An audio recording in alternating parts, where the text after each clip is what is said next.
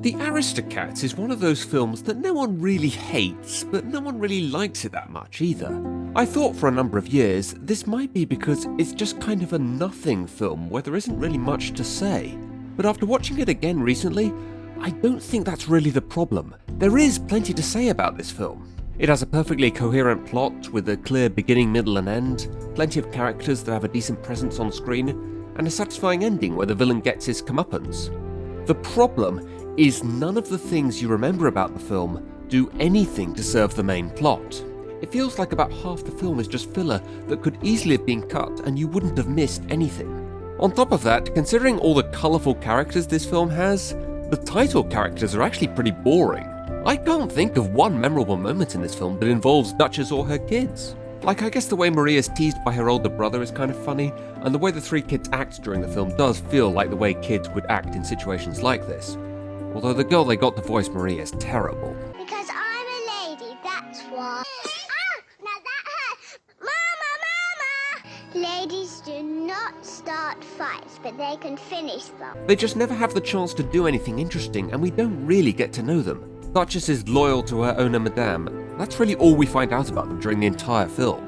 I really get the impression this idea started out as a short, but then someone decided it was good enough for a theatrical release. So in order to bump it up to film length, they wrote in a bunch more characters with scenes that didn't connect to anything. Like those two dogs that chase Edgar when he tries to dispose of the cats. As entertaining as they were to watch, do you realise they never actually meet the main characters? The two Geese sisters and their drunk uncle were kind of entertaining, but really, if you cut them out the story, you wouldn't miss anything. I can't help but think that this would have worked better as one of those anthology films Disney did in the late 40s. Perhaps a lot of this has to do with the fact that although this film was approved by Walt Disney himself, it was the first to be produced by the studio after he died. So maybe for the writers of this film, this was a bit like their first day driving the car on their own. They were still finding their feet a little bit and also stuck between what they wanted to do and what they felt Walt would have wanted to do. The only part of this film that I actually do find kind of interesting, and is really the reason I wanted to do this review, is the character of O'Malley. No, this guy is a cat. Now, we aren't introduced to him until he meets Duchess, so as far as who he was before that, I'm only guessing. But I like to think he was a bit of a loner, and he fancied himself as a bit of a ladies' man. If he saw a woman he liked the look of, he'd swoon them, maybe spend the night with them, if you know what I mean, and then left early the next morning. When he first meets Duchess, he figures she's another woman for him to charm, but when he finds out she has kids, he's quickly put off by the idea. However, being a decent guy, he feels he should at least help them find a way to get back to Paris, and he originally planned to part ways with them right there. However, due to Marie falling off the back of the truck they are riding, he's forced to stay with them. Over time, he grows quite fond of the kids, and he actually feels like he could be a father figure to them. I do like the way he's naturally protective of them. Later on, when Marie falls into a river, by the way, Marie's very accident prone, isn't she? He doesn't hesitate for a second in jumping in after her. So there was a clear bond between him and Duchess's kids. The problem is I can't really say the same for him and Duchess. Oh sure, O'Malley is mesmerised by her eyes when he first sees her, and I guess Duchess must feel real admiration and gratitude towards O'Malley for helping them to get home. But that doesn't mean that they are in love. Now, some people have argued that the bonding between O'Malley and Duchess might have taken place during the long walk back to Paris that they have with the geese. Well, maybe, but even if that is the case, why didn't we get to see it? It's not like this film is even that long. Even with all the filler, it's only 78 minutes. That's short even for a kids' film. This becomes an even bigger problem at the end of the film. When the cats return home, O'Malley is apparently convinced that Madame, the cat's owner, won't want him, or maybe just doesn't want anything to do with humans. I don't know, it's not really clear. But for whatever reason, O'Malley parts ways with them at the front door.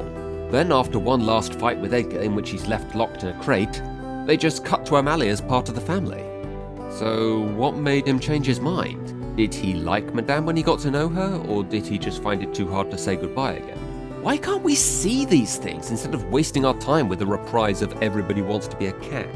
Disney really did have an interesting idea here, with O'Malley having to make the difficult choice of giving up the carefree life he has in order to be with the people, or cats, that he has grown to love.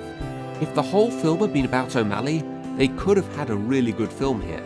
I really would love to see Disney revisit this idea of the people you love being part of a life that you don't want anything to do with.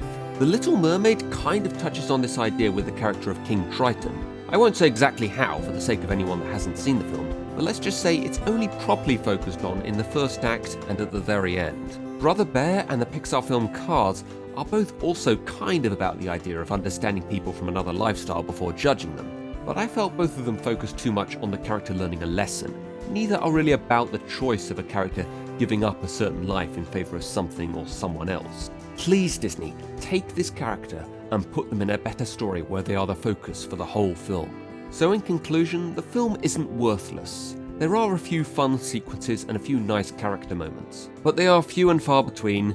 The film as a whole is a little too disjointed, has too many filler scenes, and is lacking in any major conflict. Kind of a dud with one good character that ended up being underused.